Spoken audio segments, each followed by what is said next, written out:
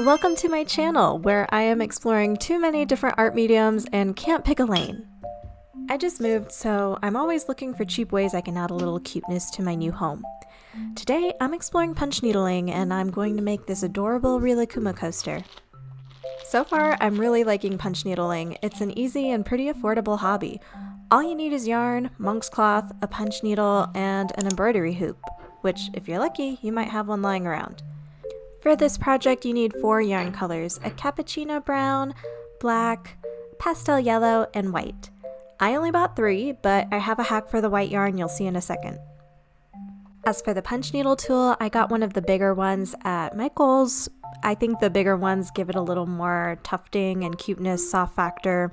First, we'll need to get a stencil. I just found a photo of what I was looking for online and made sure this size would fit my mug and also my embroidery hoop circumference. Once verified, I traced the image onto a piece of white paper.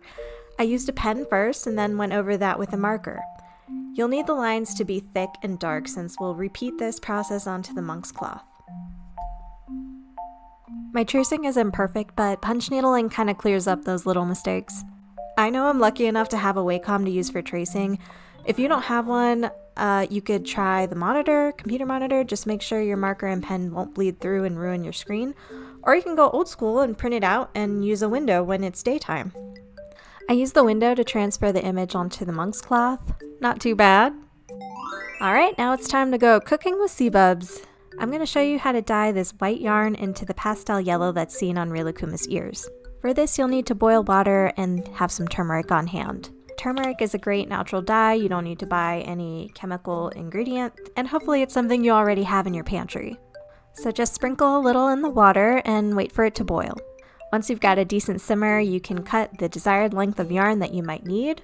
If you're doing this Rilakkuma coaster project, I would suggest maybe 2 or 3 feet. Let the yarn simmer for about 20 minutes. Some places suggest 30 minutes, but 20 minutes work just fine for me. Also, it helps to keep this dye out of the sunlight because the sunlight can make the pigment go away a lot faster. Once it's done cooking, then you can rinse it under some cold water to let the dye set, and then hang it to dry. So now that we have our 4 colors, we're ready to start punch needling. Make sure your template is assembled tightly in the embroidering hoop. You could see me pulling at the edges to make sure it's super taut. You need this because punch needle needs a taut material to go through to be clean and effective. Your punch needle should come with a small threader. I'll show you how to thread it in case you need it. Just sandwich your thread in between the 2 metal pieces and pull the 2 ends through the punch needle. Once it's through, put it through the small hole at the tip of the needle. And there you go, you're ready to start. When punch needling, it's important to make sure the angled end is facing the direction you're going. You could see how I'm doing it here. Be sure to punch all the way through so the wooden handle is touching the monk's cloth. Lastly, keep the yarn line loose. If there's tension, it may not go all the way through the monk's cloth. These are 3 basic fundamentals. I'm sure there are plenty of embroidery techniques you could do with this tool, but for now I'm keeping it simple. So now you could sit back and enjoy my time lapse of this process, but skip to here if you want to see the final steps.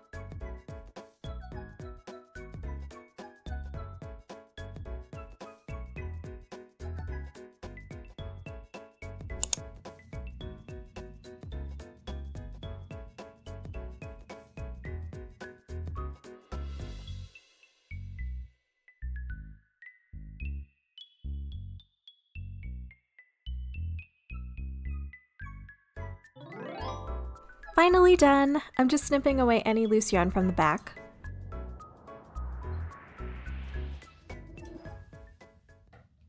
And here's the reveal. He's so cute. I love him. He's so squishy. Now that I'm done punch needling, I can remove the design from the embroidery hoop. I'm going to cut around Rilakkuma, leaving about 1/4 to 1/2 inch of the monk's cloth around it. Then I'll cut as close to the design as possible. This is done so I can fold it down and minimize the visibility of the monk's cloth once it's in its coaster form. Doing a quick cleanup, shaking out any residual fibers or yarn that may be visible on Rilakkuma. And here I have this quick dry fabric fusion I had laying around. It was mostly empty, but I managed to get the last bit for this project. So I'm gluing down each flap and making sure the cloth is secure on the back of the design.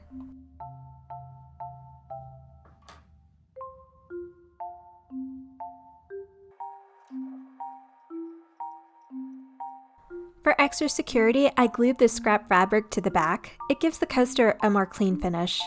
Here's the final product in all its glory. I love seeing him on my desk. He's a welcomed addition and takes away some stress from my regular day-to-day activities.